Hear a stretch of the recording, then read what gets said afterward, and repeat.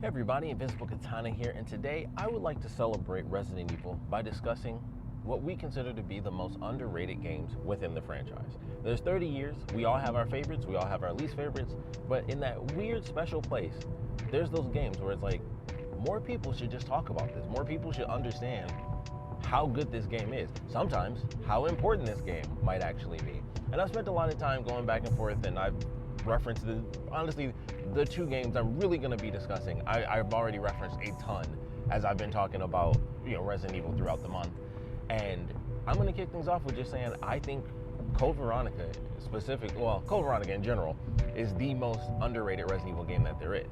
And I almost said specifically Code Veronica X, but that's not necessarily true. Just in general, Code Veronica, because that's one of the things that I think is in itself a bit of an underrated element. I think there's so much about Code Veronica outside of just, hey, here's the actual game that you can play, that makes it underrated in like a million different ways beyond just being a Resident Evil game that, it feels like not a lot of people really played. Which is super odd because, of course, it was the first, if I'm not mistaken, it was the first Resident Evil on PlayStation 2. I'm pretty sure it came out before Outbreak and stuff did, and I mostly based that on the fact that technically it came out on Dreamcast first, so that was Code Veronica, and then Code Veronica X is when it came out on PS2. So let's start there. Code Veronica versus Code Veronica X. Wesker had a very different part to play in Code Veronica X versus Code Veronica. They even changed some scenes that he was in, like during the boss battle where he's dealing with Alexia. In Code Veronica X, they have it where he actually fights back a little bit. I personally still think it's fine because I actually just watched a video where somebody was like, they felt like the original version was better because in the original version of Code Veronica, Wesker doesn't really fight back. He doesn't get a hit in on Alexia. She's more powerful than him. Like she socks him straight in his chest, kind of how he kicks Claire in the chest. Like I always reference that a lot because that sticks out to me in my head. But she socks him straight in the chest and he's like, oh, what power? And he freaked out, and then it was like, all right, well, I'm out of here. Like that scene where he's like, oh, he makes like a slight joke to Chris, like, since you're one of my best men, I'll let you handle this, and then he takes off. He doesn't even do that. He's like, what power? And he's like, I'm out. Like he takes off once, Alexia sees Chris, and it's like, oh, that's my time to run, and he takes off, and then that's it. So they don't do the scene where he runs across the like he jumps off the wall and like hits her in the face, but his hand's on fire and stuff. But I like that because it shows, for me personally, I like that transition of his character, because if you don't have that, which once again, this is one of those things that didn't really matter that much at the time anyway, but I think that transition of his character showing that he can punch someone, but I still felt like it worked for him, where he still had that cool demeanor, but he still lost. Like he realized like, oh, no, she's like just whipping fire out of her fingertips. I'm not really doing this. That's why he left. I personally feel like him taking that punch and being like, what power? I don't mind it either way. I mean, it's kind of great to see him, take that hit, and it was kind of funny too. But I don't mind them changing it to where he's a bit more powerful, and he tries to take her on, but he still doesn't. Like if they actually fought, he would have lost. Like for sure, even in the Code Veronica X version, you can tell like he would have lost. That's literally why he's like, oh, like he makes that joke, like I said, where he's like, oh, you're one of my best men, I'll let you handle this. But that was him trying to play it cool. But it's like, she gonna rock my shit. I gotta get out of here. That's why he did that. Like, he took off. He was scared. Like I need to go. So they didn't really, they made it like more subtle, but it's like super obvious at the same time. So personally, I don't mind the Code Veronica X version of it, but I can totally understand if people are like, they would prefer Alexia being just fully more powerful than him because she was the main antagonist. That was kind of like the main point of that video, where it was like her being just like a totally different weight class from Wesker was better to them, because it was like, hey, she's the main antagonist, she deserves to have that kind of respect. I thought it was still fine, but that was, obviously everybody has their different opinions, and of course it is also the first way that I saw it, but that doesn't really matter. I mean, you can honestly see something different later and be like, I prefer that. So I've seen both versions. I still prefer the version that we have. I guess you would count it as the canonical version, because once X came out, once again, another underrated element. I'm curious how many people even realize, like, hey, you almost have to look into it at this point for people to realize, like, oh, Code Veronica is like got two different versions originally. So that's one of the big elements of it for sure. When it came to PlayStation, they added some stuff in there. Little things that they did, like for anyone that didn't know this, they changed Steve's hair when they brought him on the not on Dreamcast, but when they brought him to PS2, they actually changed his hairstyle because he used to have like two little bangs or something like that in the front, and so they ended up changing it. So I thought that was interesting. You know, they have other stuff in there, and you know, I would highly recommend looking into all things Code Veronica because it's amazing. You know, outside of everything I'm going to say, I'm sure there's something I'm going to forget to mention, but I've always thought that was super cool. And like I said, I like the changes that they made. I like seeing more of Wesker in that style, and I think it builds up to him in the way that he eventually was, you know, in RE5. And I mentioned, excuse me, at the time that didn't really matter much because the way the games came out at that time, Code Veronica came out on Dreamcast and PS2, and then, you know, that's when RE4 came out where he had like a big part to play, and then obviously after that was RE5, which is why I've said like a million times throughout these videos over this month that if they're doing the remakes, it makes perfect sense to do 4 and then Code Veronica because it builds up his timeline, whereas like he had an appearance in 4 and then he's the side antagonist in Code Veronica and then the main antagonist in 5. So it would be a much better transition even if they kept the stuff with him being able to, you know, like at least get one punch in. So it kind of plays it up a little bit better because that's where they introduced him having like, you know, the after image effects, which once again may or may not have been in the original version. For me, it was just boom, Code Veronica X on PlayStation. That's where all the after image stuff was. So, and even if it wasn't in the original version of Code Veronica, that is where they introduced it because they put it in X and it was like, hey, now he's got like the laser eye effect and stuff, which I've always loved. I always liked that effect, and I always was like, this is a lot better than what they did for him in 5, where he's almost like Nightcrawler. Like he moves so fast, they make it like a smear frame, and it's almost like he's teleporting a little bit with the black jacket. It's like he's so close to just being a puff of smoke. I'm like, he's almost like he's just like teleporting at this point. So I always liked it better with the after image effect. I always thought after images were a better representation of like super speed versus, you know, he moves so fast he just turned into a blur. It's like, you know, like after images just look cooler, especially because you actually see the detail. So personal opinion, of course, I always like that a little bit more, but you know, the laser eye effect where he's got like the little trails like it's an effing motorcycle in Akira or something, I always thought that was way cooler. So that's just me personally. I feel like they somewhat brought it back a tiny bit in the RE4 remake, and you can mostly notice it if you play with him in Mercenaries, like just a little. I feel like his eyes glow a lot more than they kind of transitioned to, because I felt like once they hit 5, he had like crazy eyes, but it didn't seem like his eyes were really like prominent the way that they were. So, you know, there's a personal thing. I just always kind of like that design. I also liked his outfit in Code Veronica. It was super simple. He was basically just in jet black with rolled up sleeves and some gloves on. Very simple design. Same for Chris, but I always like those outfits for both characters. But Code Veronica has a million other random little things that are super underrated about the game, because I think one huge element at this point in time is that you almost have to watch a retrospective of someone who played the games like myself back in the day. Or, you know, obviously people can research stuff, but without just randomly having experienced it, a lot of people wouldn't even know that Code Veronica is literally the first time anyone on Earth got to experience Devil May Cry, because when it came out on PS2, it had the DMC demo, and I wanted that so bad as a kid, but sadly I never got it. I didn't end up getting Code Veronica until it was the greatest hits version, which kind of worked out because, of course, for PS2 it had like the red banner at the top. And it was like, oh, okay, this is like, it's Claire's game. You know, obviously Claire and Chris it's like half and half really, but you start off with Claire, so I always considered it more Claire's game than Chris's. But I was like, okay, yeah, that works.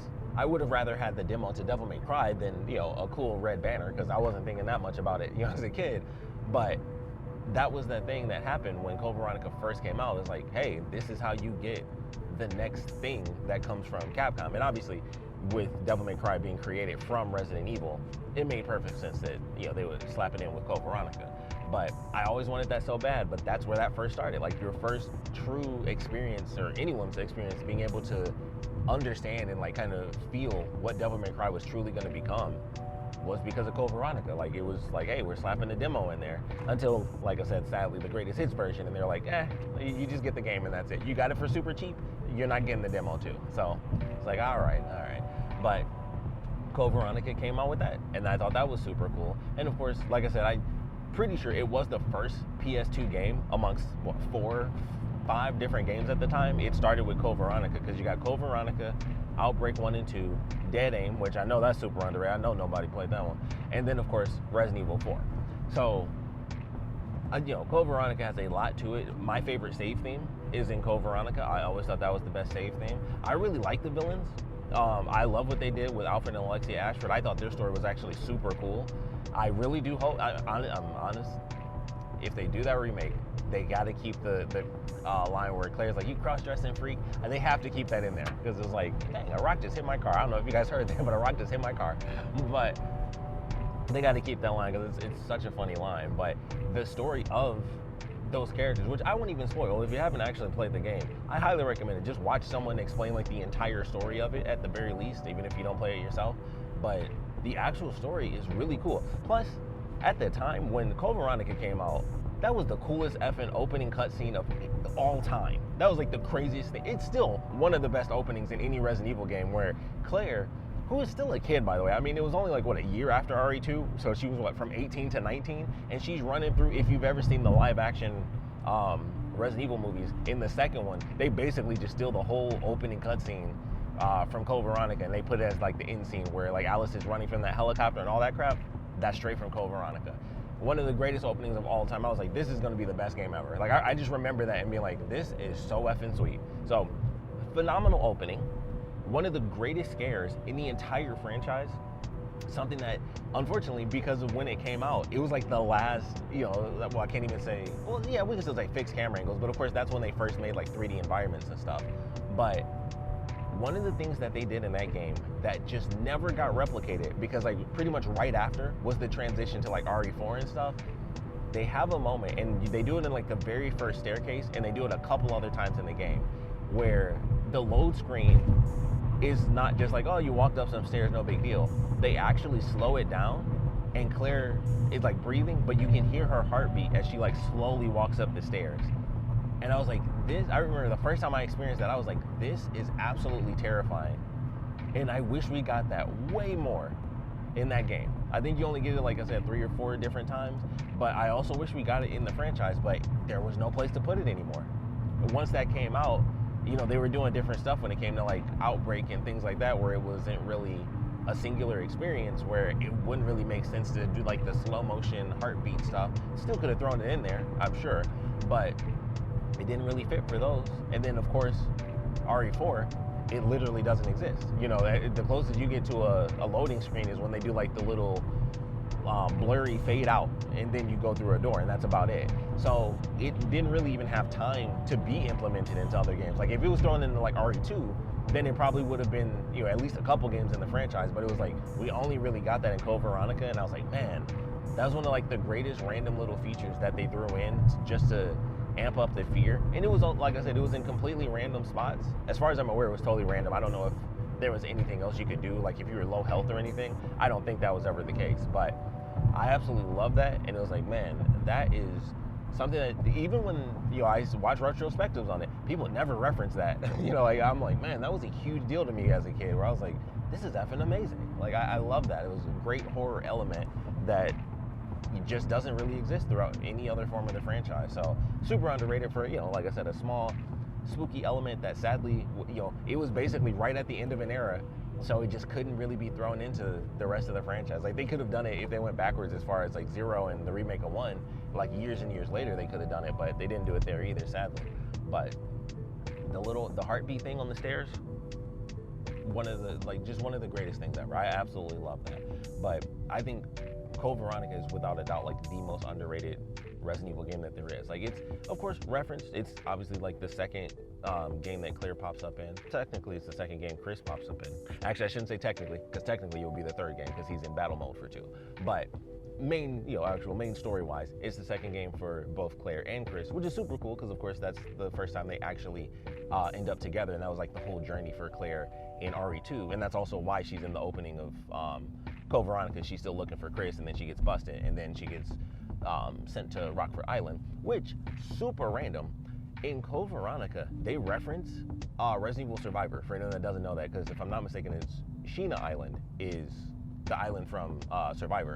They reference that in Code Veronica. Like, they just reference, like, Sheena Island for like half a second. They don't talk anything else about it, but they reference it. I don't know what the deal was with that, but it's in like the opening sequence where, you're just reading a little bit of text and stuff, like, some stuff, and then they just say, like, in Sheena Island. Probably just referencing like facilities that they own, so it was just kind of a nod to the franchise.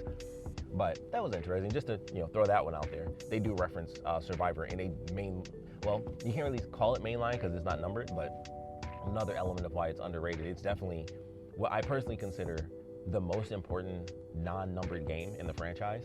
And the second most important would be the other super underrated game, which is Revelations 2.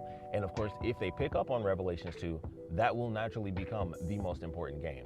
Granted, we'll see what happens with 9. If they start bringing everybody in from Outbreak. I mentioned this a while back. I was like, suddenly, if everybody from Outbreak gets a billion updates, like this is what everybody did, then technically, I guess Outbreak would be considered like the most important one. And it might anyway, just because of the whole thing with Grace in general. Like, depending on how hard they go with it, as far as like cures and what that can do for other characters, Outbreak might shoot straight to the top just because of the connection that it has with Alyssa, and technically that continuation would be from Outbreak.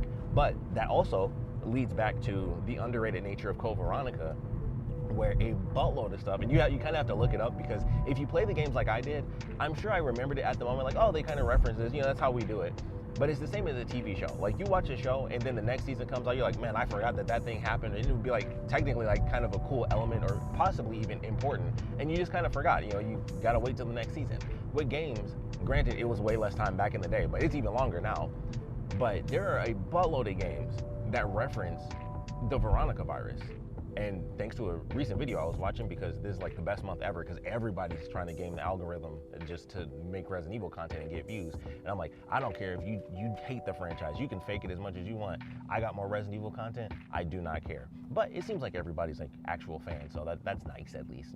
Everybody's kind of coming out the woodwork talking about the franchise. I'm like, this is the best month ever. So like all of February, I'm just like, man, this is great. I wish every month could be like this, and it was just all Resident Evil content all the effing time, just thrown in my feed.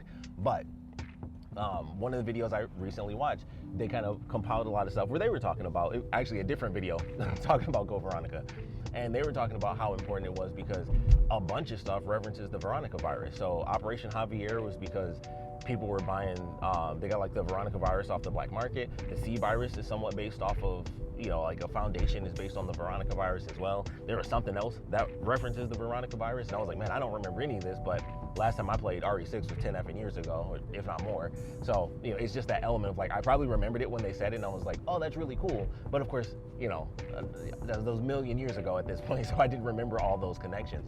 But hearing that kind of laid out in line, it's like, oh, well, see, there you go. Like, Code Veronica, super effing underrated. It doesn't get the appreciation it truly deserves, despite the fact that, like, obviously 6 being a mainline game was like, hey, Veronica virus. Like, there's some references to this stuff still.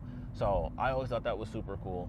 And, well, I should say I always thought the game was super cool, but finding that out, or kind of being reminded of it, was definitely like a great element. Like, wow, I didn't remember that it was that important. But even without remembering the connections later on, it's like, hey, you're talking Claire and Chris finally meeting up, the addition of Wesker, regardless of whether it's the original version or the X version where he does a little bit extra, the addition of Wesker, like, actually, technically that was the first time he came back. That's where he pops up as well. So, it wasn't only the first time Chris, resurfaced as like, part of the actual story. That was the first time we actually got Wesker officially coming back to life and being like, hey, he's like super now. Like, he's got powers and stuff. Like, whoa, what's going on here? So it was an introduction to that version of Wesker, and kind of leading into him being the actual big bad of the series for a limited time, of course. But there's some very important stuff that goes on in that game, and it's like, yeah, it's a side game. I know there's the whole conversation of like, it was supposed to be 3 and this, that, and the other. You can look into all that. It wasn't really supposed to be RE3. It was just like a whole lot of stuff that happened kind of at the same time. But I'll let you guys look into that, because there's a million videos on it, so you can get like the actual story. But either way, it's excessively important to the franchise, and I always felt like it was super underrated. And it also has like just some crazy moments. Steve jumping through the window to save Claire from the Bandersnatch. That's absolutely amazing. I love that as a kid. I'm like, this is ridiculous. Like, he'd be dead. He jumped through a window. He has 2 gold guns, and he jumps through a window and takes out this thing. And I was like, this is effing amazing. And let me tell you, as a kid, I wanted those gold guns so bad, and you just couldn't get them. There's a way to unlock them, because I recently was looking stuff up before doing this. I was like, what are the unlockables for Code Veronica? Because my whole life, once again, I mentioned this a couple of times as I've been talking about the franchise. As a kid, I wasn't as good at games as I am now, and I also didn't know that there were things where it's like, hey, if you do it in a time limit or you do this or do that, you can get it. So I never even tried to actually, be that good at the games anyway. I was just like, I just love the games. I could play them at normal speed a million times over and not even try to rush. And I'm just like, yeah, I just enjoy it. It's just that good. That's why I love the games. So I didn't even have to try to be unlocking stuff. I'm just playing it just to play it.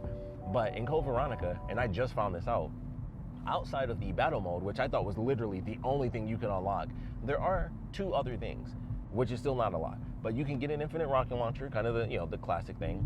And then I heard that you could actually, or I read, I should say, that you could actually get the gold Lugers. You just had to do some specific stuff. But the thing for the rocket launcher was insane. It wasn't just, hey, beat the game in a certain amount of time and get this rank. You have to get an A rank, but you have to be so specific. You have to go back and give the dude his drugs from the beginning of the game, Rodrigo. You have to give him his drugs and go back and help him out. You have to do like literally the video I watched, it was literally like 4 or 5 different things on the list. You can't use first aid sprays. You can use green herbs, but you can't use first aids. You can't save at all outside of like the automatic save at the halfway point of the game where it's like, hey, do you want to save? You're allowed to do that. But it was literally like a list of 6 or 7 different things.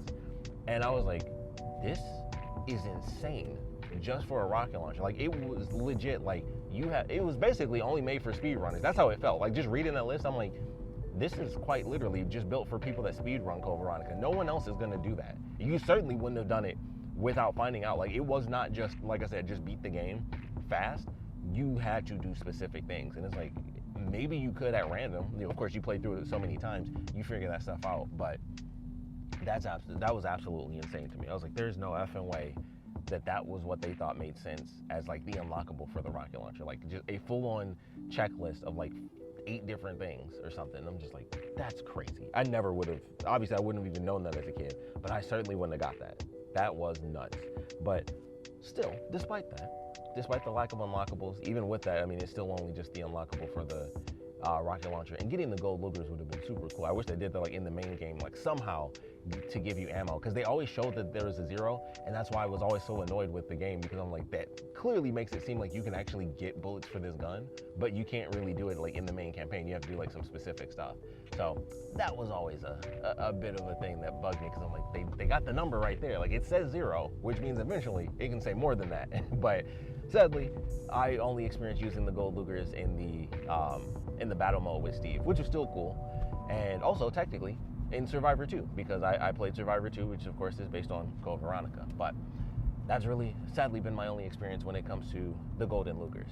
But something I'm gonna do, now that I think I've exhausted what I need to say when it comes to Code Veronica, is we're gonna head over to the second, in my opinion of course, most underrated game in the Resident Evil franchise. Yet another game that is off the beaten path of the main titles, but still excessively important, and potentially will end up being one of the most important games if they ever effing touch on it, because it's been over a decade. And that is, of course, Resident Evil Revelations 2.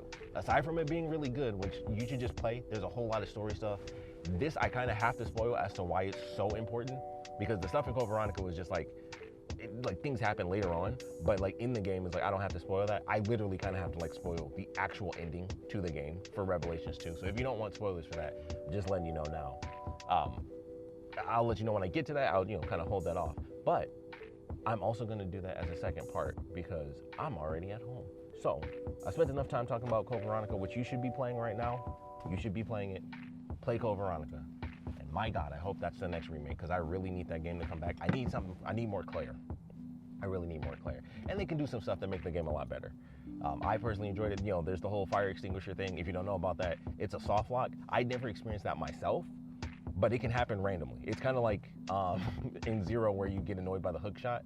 If you just don't know what to do with it, there's a very random moment, and you can just like, your whole game can just get wiped out. It's kind of 2 points really, because there's the transition between Claire and Chris. Whatever weapons you have with Claire, you don't have with Chris. And he straight up starts with an effing handgun, and that is it. And they throw you into some serious content when you start with Chris. It's not like, okay, you're starting halfway point, you're kind of starting over with Chris. That is not the case. It's like, you've been playing the game this whole time, so you know what to do. It's like, well, you didn't tell me Claire would have all my guns. It's like, well, that's on you now. It's like, well, I'm sorry, I just have a handgun and Chris Redfield. He's great, but you also sent me against some giant worms. And so it can get a little tough. There are some moments that can mess you up a little bit with Code Veronica. But like I said, I'm gonna come back. I'm gonna do a part 2, and then we'll talk all things Revelations, and I'll probably throw in a little bit of RE0 because there is some stuff in there that I'd like to talk about because it's more infamous than it is underrated. So it's talked about a lot, but mostly hated on. But I want to talk about some underrated good elements that I feel, at least when it comes to RE0. So I'll get to that in a second. But Resident Evil Revelations 2. Yet another Claire game, super underrated character apparently. But Revelations 2, I've always loved. I've always thought it was super underrated. And they kind of did it to themselves. For one, it was already a side game. So, I would say Revelations 1 was the same thing. That was literally, it came out on the 3DS. I remember thinking like, man, I'm not gonna buy a 3DS, but I really effing want this game. Fortunately, that eventually came out on PS3. And then Revelations 2, I would say it's more underrated just because I think it's a better game. So like they're both, I would say, fairly underrated, but because I think 2 is a lot better of a game.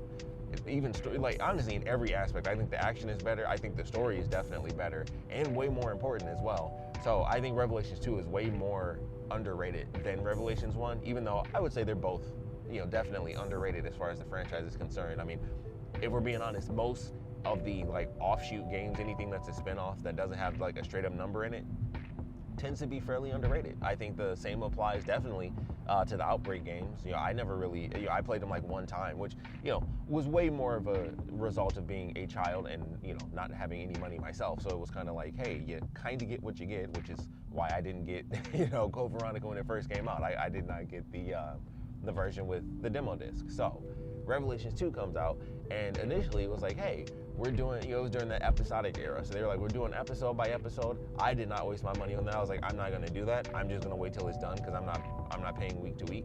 So I waited till the whole game came out, and it was really good. And it was definitely better to just wait till the game came out because I think they even had like 2 extra DLC chapters after the final chapter.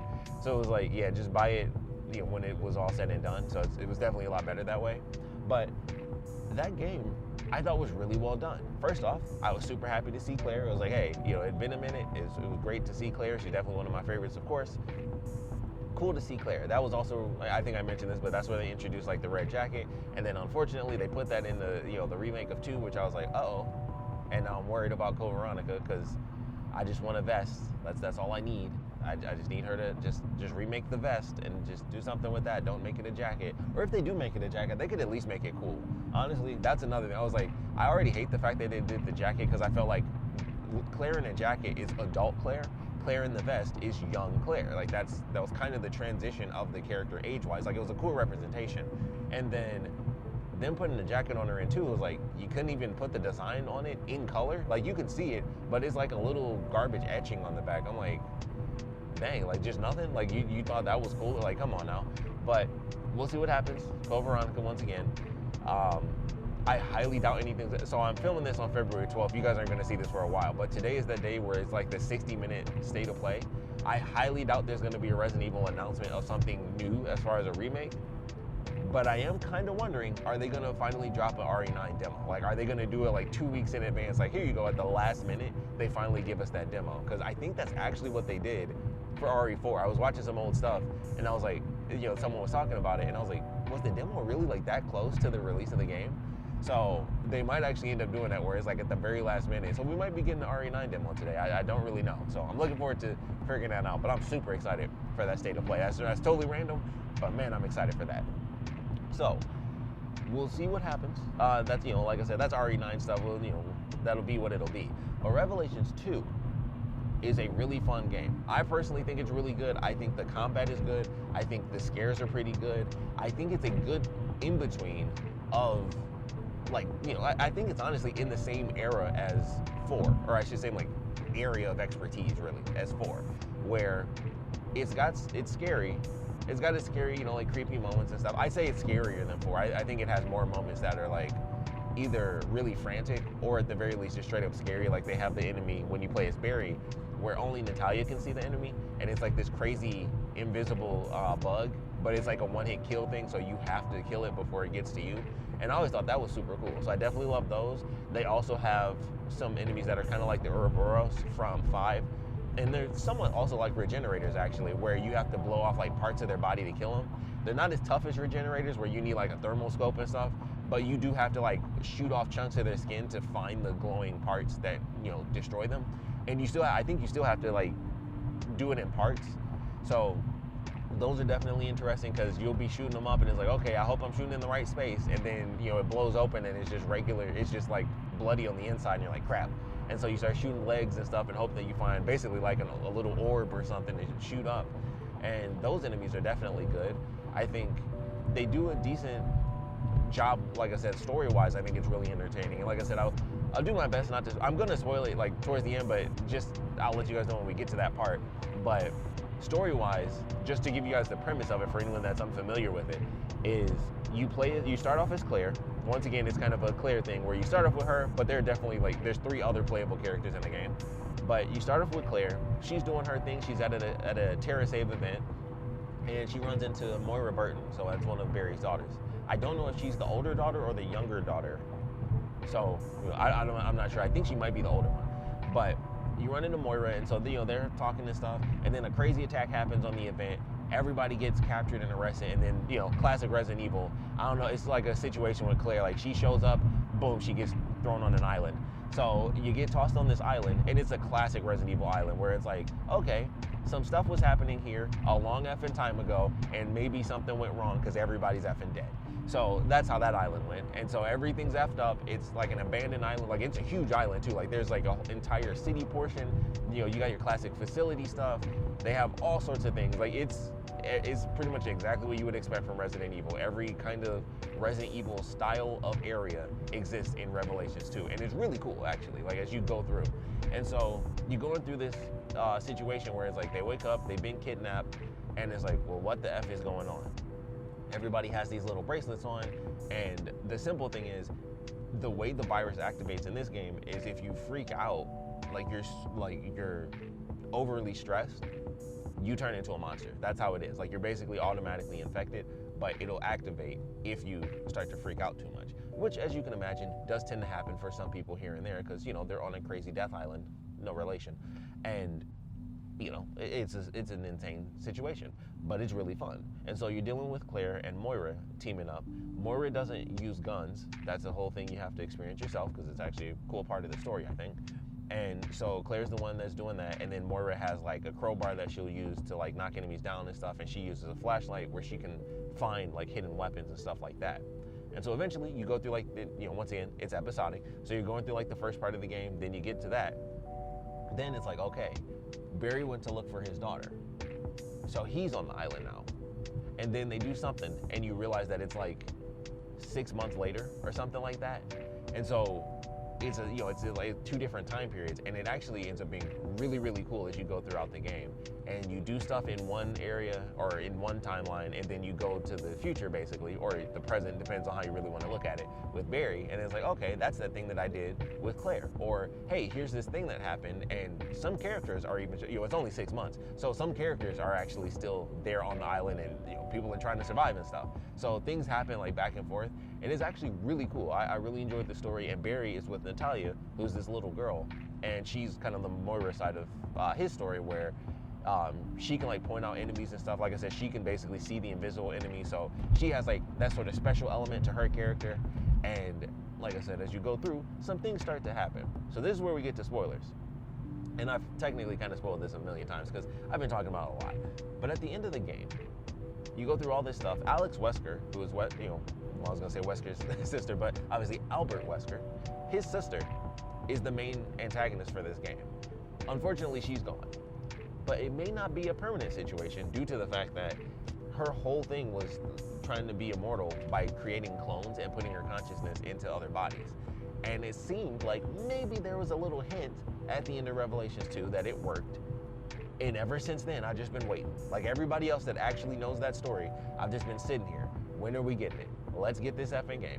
Please do a Revelations 3. Please just put it. Honestly, that's so important. It should just jump into the main timeline. So I don't know what they're doing with that, but they need to do something because it's been like almost 10 years since that game came out. And of course, with everything always being like timeline wise, it's been probably 10 years, from the actual game. Because of course, all the Revelations games are like interval type of deals. So I'm pretty sure Revelations 1 was before 5, and then Revelations 2 was before 6. So we got some time with these characters, and I don't know, there's just stuff to be done. Like there's a lot there. Obviously with Death Island, I mentioned this a couple of times before, everything that's happened, they kind of just didn't even touch on because it was like, hey, we're just dealing with this specific thing. So every little story beat, whether it's Jill or Leon and Claire's relationship, all that stuff is just like, like it happened, and then they're cool enough to be friends now. But it's like, we got to see some of that stuff. So who knows if they've already dealt with the Revelation stuff, if they're waiting to do it where maybe it's not until she's like an adult where it fully activates or anything like that. We'll see if any of this stuff, because people have pointed it out with the whole Maggie Robertson thing where it's like they had her dressed up in the white suit and really, oddly enough, looking exactly like Alex Wesker. Could be total coincidence, could be 100% they're dropping hints that they're about to do something. I don't know when, because Resident Evil 9 is coming out, so in another 5 years, that's when we're gonna do it. And I mean, hey, if they're gonna touch on it and they start bringing everybody in, then hey, I'll accept it. I will accept that. But Revelations 2, I think, is extremely underrated. Also, I have to do this. I didn't play the mode that much, but shout out to raid mode. I know the people that like raid mode are diehard for that. I totally understand. I didn't play through it myself, like all the way. I played through like a couple missions and stuff. Like once I beat the game, I was like, all right, play through raid mode. For anyone unfamiliar with raid mode, which I wouldn't be surprised because it's literally only in Revelations 1 and 2. So another reason that the game is underrated. It literally has another very well, once again, for the people that played it, a pretty popular extra mode that does not exist in the mainline franchise. It's only in Revelations 1 and Revelations 2. And in Revelations 2, they even kind of boosted it up a bit with like tons and tons of missions. This was something that they did, this was a video I did. I think it was like the first actual Let's Discuss video I ever made, which was, hey, they should do Mercenaries as the online mode. And I referenced raid mode because I was like, they could make that a part of the online mode too, because raid mode is mission based. It's not like Mercenaries where you just live as long as you can. It's actually got missions. And it's like, hey, do this specific thing, take out this many enemies. Enemies can be larger and stuff like that. It's all sorts of like crazy, like silly mechanics. Like if you played the RE6 Mercenaries where they'll make enemies like giant versions of themselves, that comes from raid mode. So elements like that are definitely entertaining, and then you're going around doing all these different levels, all these different missions. It was also super exciting in Revelations 2 because they had all these different levels from other games, because they were like, hey, all these games are on the same engine. What if we just put the effing levels in one game? So you're playing like RE6 levels and stuff like that. So the larger enemy thing may not have been from Revelations 2, but it's in Revelations 2 like it is in RE6.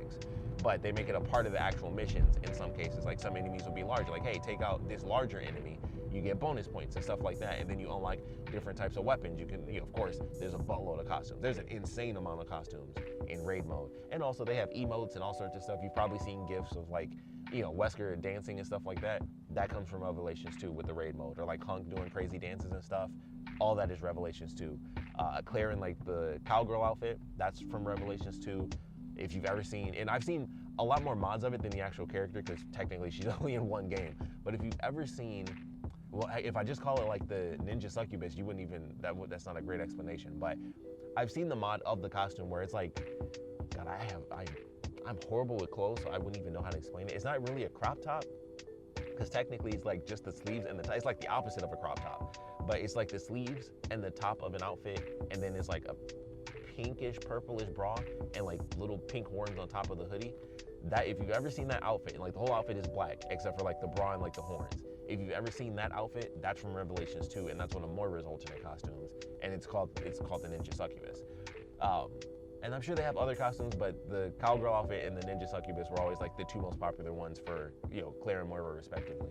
But raid mode is huge. Just look up raid mode. If you've never seen it, which once again, underrated, 2 games, so underrated side franchise, you probably haven't, but look into it.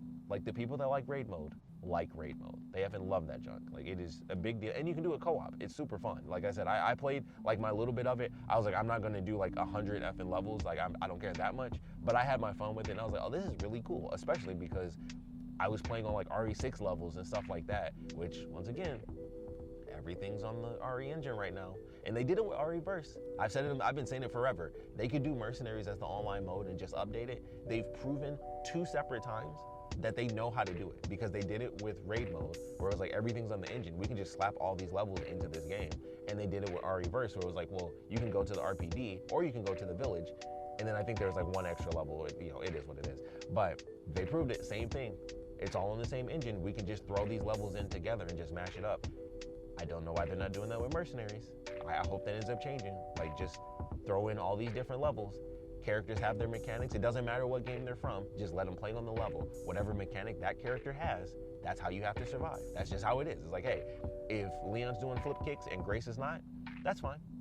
She fights the way she fights in Mercenaries. If you take that to the village, okay, Leon's doing kick flips with an X this time. Grace is not. That's okay. Like, there can be limitations as long as we have the mode. But that's a topic for another day, which technically I already did. But one day I think I might actually do like a full-on video of that, because they really need to do that. Like, it's easy for them to do it, because like I said, they've technically kind of shown that they'll mix things together on 2 separate occasions. Raid mode being underrated in one of them. So check out Raid mode, because Revelations 2 has it, and it's really good. It's got, let's see, Wesker was in it. Like I said, of course, Claire, Moira, Barry's in it, Hunk is in it. Those might be the 5 characters, but they're all, I think Lady Hunk was introduced in the first Revelation, so I'm sure she's in Revelations 2 as well. And they may have brought back, her name's Jessica, if I'm not mistaken, the woman from the first game. I think they brought her back as a playable character too in Raid mode. And I think you have to like unlock a lot of the characters, just like doing skins and stuff like that, and then you just kind of go through in that way. But definitely an interesting mode, and like I said, you unlock like the different guns, and they all have their upgrades, and so you really pick and choose. It's definitely more of an RPG sort of thing, where you have a lot of different choices for how you tackle the levels. It's not just a loadout, it's your loadout, and you switch the weapons, you upgrade the weapons and get new stuff and figure out your perfect play style. So if you have not experienced Raid mode, I'd highly recommend it, which means you'd have to play Revelations, either 1 or 2, but I would say just, well, I'd say play, it's Resident Evil, I'm gonna say play everything except maybe like, the Survivor games, but I'm gonna say just play just about everything else. So I, of course, recommend it, but Revelations 2 is definitely underrated for a lot of different aspects, just like Veronica is, but it's got Raid mode, an entire underrated mode that most people don't even really pay any attention to. It's definitely out there. It's definitely worth trying out. So look up Raid mode. I think you might be surprised if you don't know anything about it. It might interest you. So check out Raid mode. Revelations 2 as a whole, of course, super underrated. I think the combat is really fun. I think the action is good. I got it on PC when I first did it, and something crazy that I found out is it doesn't have co-op on PC, but it does have it. I think they patched it in, if I'm not mistaken, or maybe they never patched it in, or you could do like mods or something to actually force it to work. But I thought that was insane, because I was like, I could have sworn this was 2-player. Even when I was doing it myself, I was like, man, I could have sworn this was multiplayer. You could, on console at least, you could do co-op. Both characters, you can play at the same time, like it's a co-op game. So I think that's definitely entertaining, and it definitely works because one character is like the actual shooting, like go forward and attack character, and the other is like the support character that finds the extra items or can like blind enemies and stuff like that for like extra defensive capabilities. So definitely an entertaining time. Like I said, I never played it on co-op. I barely played most games. I don't really end up playing co-op, honestly, unless it's like my second go through. I prefer doing it solo the first time, because I'm like, hey, I just want to see what it's like. I did that for RE5, same for RE6. It's like my first time through, I'm just checking it out and just being like, hey, what is the game as a whole? Like, I like playing it by myself, and then I'll jump into co-op, because anything with co-op, let's be honest, even if the game's super scary, anything with co-op, it's not going to be as scary anymore. You're going to be laughing and having fun. It changes the experience, even if the games are scarier, but it just so happens to be that, like, obviously 5 and 6 weren't really scary, but I don't really know how scary it would be when it comes to Revelations 2. Like, there are just some elements where I'm like, I can see that area being scary, but like I said, it's kind of, you get hit with a jump scare, or you're not paying attention, or something crazy's happening. They got some wild puzzles, there's a lot of, with it being co-op and just even having the 2 characters, it's a lot like Resident Evil 0. Like, honestly, the way that they implement the 2 characters, I think might actually be, well, I don't know if I can say it's better, but it's definitely more deliberate, with them having like one character is the attack character and the other character is like the support character. They might have like a little thing where they can, like the little girl Natalia, she can throw a brick, that's like her attack. Moira has a crowbar or like a pipe, and she can like hit enemies and kind of stun them for a second, but that's about it. Or she can blind them with her flashlight. So like I said, defensive capabilities, and then you have your attack character. And even in the main campaign, you have stats where it's like, hey, I want to boost this up, I want to do more damage with my handgun, you know, very akin to just boosting your guns when it comes to like RE4 and 5 and stuff like that, but it's your actual character. It's like, hey, melee damage does this much, and it's for both characters. Both characters get like their own skill trees and stuff, and it's actually really fun. Like, that's what makes it feel like more of the RPG element, but not in an annoying way, where it's like, okay, more damage for these guns, more damage for this type of gun, more melee damage. Like I said, I don't know if they have it where you can increase your health, but they might have defense. They might have both, honestly, like increase in health and defense for, you know, taking less damage and stuff like that. But there's different stats you can change and all that stuff. So, like I said, that carries over if you go into raid mode. It's all for weapons and not your actual character. At least I believe so. It might actually be for both, even in raid mode. But in the main campaign, you got like all sorts of stats and abilities you can pick. I think there's actually like some moves, just like an action game, where there's straight up like moves that you can unlock. Like there might be like dodges or like other extra things that you unlock towards the end of your skill trees, where it's like, hey, you can do like a 50% chance to do like, you know, 2 bullet, or, you know, basically shoot out 2 shots at one time or something like that, or do double damage, stuff like that. Like, it's actually got a lot of cool mechanics to it that are really only in Revelations 2. Like, even the first game I don't think has all that stuff for the stats, and that they kind of just added that for 2, and it was really fun. It was definitely a good game. So extremely underrated in my humble opinion. Action wise, horror wise, I think they do some really good stuff with it. Story wise, I really do enjoy it. It's, of course, for one, it's really cool. Of course, like I said, Claire comes back, that's great, but you get more you get new stuff when it comes to Barry and his character and like his family dynamic.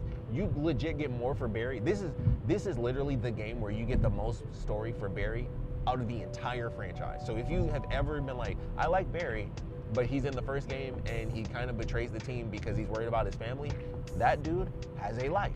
And you get to actually hear about some stuff that went down after Resident Evil 1 and how his relationship is with his family and his children and how Moira interacts with him and stuff like that. And it's really good. And I'm like, this is amazing because Barry's not in anything. He's in 1, he's technically in 3 if you get like the correct ending, and then he's in Revelations 2. They haven't even put Barry in one of the movies yet. So, like, if you care about Barry, or you've ever been like, I'd like to know more about Barry, but they've never done anything, they did it in Revelations 2. Like, that is, I'm telling you, that is where you can go and you can learn about Barry. You can get some more content on that character, and he's still the dad. Like, he plays the dad, and he basically plays the dad to a new young girl with Natalia, like them teaming up and stuff. So you get to see Barry be like full dad mode. He's looking for his daughter. He basically gets a new daughter.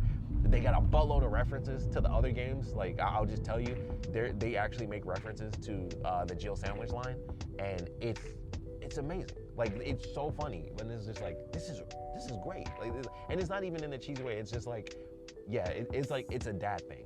It's a dad thing. Like, the references are dad references. And I'm like, this is the best way they have ever referenced anything else in the franchise, is through basically utilizing Barry as like the conduit for references to old lines.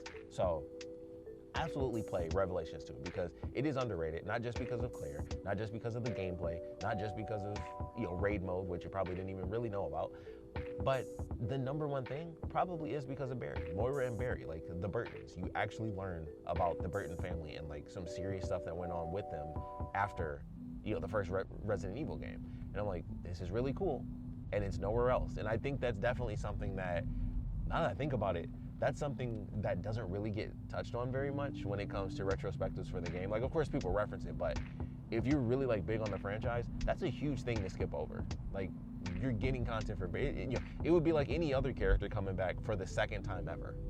Like, it's exactly like that. Like, honestly, it's like if Rebecca had another, honestly, it's like Zero. When Rebecca was in that, it was like, that's the first time you learn anything about her, even though technically you really don't learn anything about her, like, personal story, but she gets her own journey. It's the same thing where it's like, wow, right? Like, that's actual content for her character. You get that. And it's even better than Zero because it's later in the timeline. It's not a prequel, so it's not like, just leading up to what we already know. It's brand new stuff. So check out Revelations 2. It is underrated in a million different ways, but definitely story-wise, I think is the most important thing with Natalia at the end and the whole Alex Wesker stuff. I'm curious how they're going to do it. They're going to do something. Because I mentioned this before, she's in Resident Evil 3, she's in Resistance, I should say. She's one of the masterminds, and I remember being really shocked when I saw that. I was like, oh, they put Alex Wesker in there. Like, I did not see that coming. So they actually cared. They cared enough, for sure, to do that. So they're thinking about it. There were hints, when Village was coming out, like, oh, it's Revelations 3 and all that stuff. And then, things moved around a lot. But it's important. It's going to be more important when they finally effing touch on it. But I'm waiting. I'm just waiting to see what they do with it. They could tie that into so many different things, especially with the age difference. Like you age her up a bit, so she's a little younger, but she'd still be a part of like the next generation of characters, and then she could possibly be like the new antagonist. It's totally possible if they could go real dark with it and be like, hey, we couldn't save her, and then she does become the new antagonist. That would be a crazy way to do it. I said that before, but that would be a heck of a dark way to do that story, and it would be really, really interesting though. But those are the two that I think are extremely underrated. And then, like I said, I wanted to throw my little bit in on Zero. I like Zero. I think it's good. It's more infamous than underrated because everyone talks about how they really don't like just elements of it, or they say like, it just doesn't, it's not up to snuff. I loved Zero. Of course, the train is typically like the most popular portion because it's just so unique. But I always like Zero. I like the characters. I always like Rebecca, so I was excited for that. I like Billy. I love the fact that it's, honestly,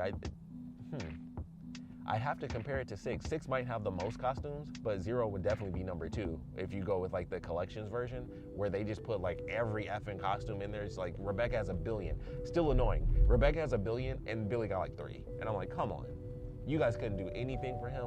Like, I know he's a one-off character, but come on. Like, they gave him nothing. I was like, that's effed up. That was a little disrespectful of a character. Like, you already made him a one-off at this point. He gonna get anything? Like, he got like 3 effing costumes? That's it? That's a little effed up. Rebecca has like 20 effing costumes. It's insane. But it is what it is. I really wish Billy had more alternate costumes. That would be super cool.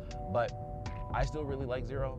I do think it's somewhat underrated in terms of just how good it is as a game, because a lot of people are like, the mechanics and then the monkeys and stuff like that. But I'm like, I never had a problem with it. I always thought it was really fun.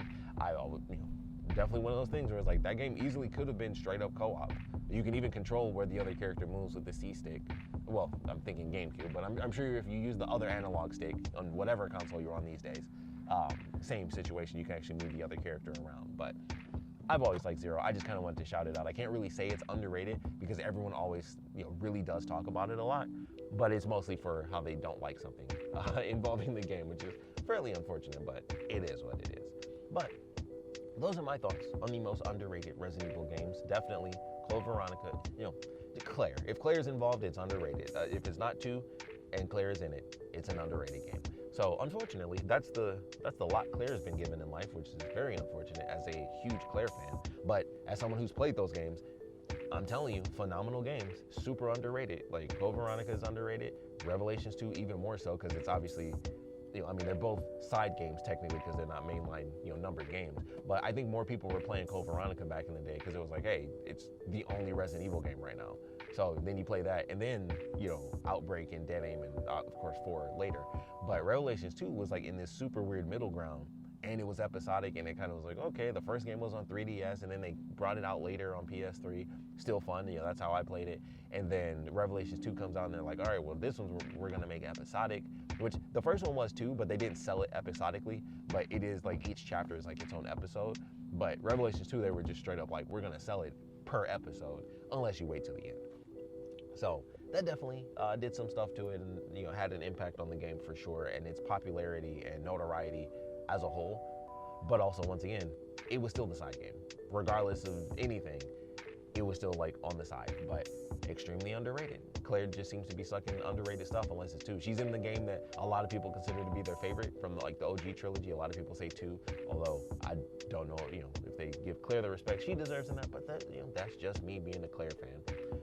But outside of that, Code Veronica, underrated. Revelations 2, even more so underrated. But definitely both really important games to the franchise. Like, oddly enough, I feel like they're the most underrated, partially because they're so important to the actual franchise. Like I mentioned, with all the Code Veronica connections in later games, Operation Javier, RE6, other connections if you look into it, Revelations 2, they mostly just have to touch on it, and then it'll become like super duper important. Kind of like Outbreak, where it was like, yeah, it was a thing back then, and now, with Grace literally being the daughter of one of the characters from the Outbreak games, it makes those more important. Because of course those were underrated as well. Same thing, where it was technically side branch games. They were also really big on, man, if they came out one generation later, like honestly, if they came out a generation later, game changer. Absolute game changer. They came out on the PS3, or at the very least like later in the PS2 life, because technically the Outbreak games came out pretty early on the PS2. Like it was definitely like fairly early before people were like really getting into the online thing. If it was like at the end of the PS2, it probably would have helped a lot better as well. But I swear it was like early, like middle PlayStation, and the PS2, was out for like an eternity. So it was like, dang, even if it was later in the lifespan of the console, probably would have made a decent enough difference. But still, definitely underrated. But like I said, for me personally, Code Veronica, I say is like the most underrated game, just because it's like, hey, even at the time, like I said, there were way less games coming out, and even then, it was still like, people just seemed to like not even really recognize it that much. So Revelations 2 coming out way later and being a side branch, the second of a side branch, which is kind of funny to even think about, but it's definitely underrated in the same aspect. And like I said, of course, naturally, I have to reference Outbreak, but I also don't have enough experience with that outside of retrospectives. But definitely, obviously, underrated as well. And just Capcom loves to leave their games just where they are. Once again, they didn't want to put out, after all this time, 30 years in, maybe we'll get the announcement, but they didn't, after all this time, they didn't want to just put 1, 2, and 3 on a disc. They didn't just want to be like, hey, here's Outbreak 1 and 2 coming back. Maybe it'll happen. Maybe it'll happen. Who knows? Maybe it'll happen after 9. It seems crazy, but if they get all the sales from 9, it's like, hey, you want to go backwards and see, what was going on with Grace's mom? Like, they could do it. There could be a lot of people that play it and then be like, I would like to know more about that character. I would like to see what she actually went through. It could happen. That might be like the backward, the reverse prequel style strategy. They might be trying to pull it off, and I don't actually care, because as long as they put it out, I'm gonna buy it. So it doesn't matter how they try to advertise. If they say they're doing it, that's a purchase, guaranteed. So we'll see what happens. I would love to see them just re-release it. Honestly, at this point, I'm just like, I don't even care. Just re-release Outbreak. It doesn't even matter to me if you update it or anything like that. Just let it be real, and I'll be happy. Like, it does not matter. But that's where I'm at when it comes to Outbreak games. But like I said, underrated wise. And I know some of you are definitely going to go with Outbreak more than Code Veronica and Revelations, because you probably played it more. Obviously, that attachment for me is why I think it's a little bit different. But also at the same time, I think with 9 coming out, it's a little hard to say that Outbreak is going to be as underrated as it is now. So I don't know, things are going to change, and I'm excited for that. I'm very excited to see what the differences are going to be as we get towards the end of this year, and hopefully get some more announcements and everything for this 30th anniversary. But I would love to know what you believe are the most underrated Resident Evil games. Maybe you love Dead Aim, and yes, I know Dead Aim is underrated. But at the same time, I do have to go with like quality. Sometimes, I'm not gonna be like Survivor's underrated. Survivor's still Survivor. I played Survivor 2 at the arcade. I've said that quite a few times going throughout this celebration of the franchise. I have a soft spot for that, but I'm not gonna say it's underrated. I just won't. People might not know about it, but that's not the same as being underrated. There is a difference. I'm just saying, no offense to anybody that likes Dead Aim. I'm just saying, you gotta be fair about it. Just throwing that out there. But still want to know what you guys think is underrated, so please put your comments down in the comment section below. And of course, thanks for watching.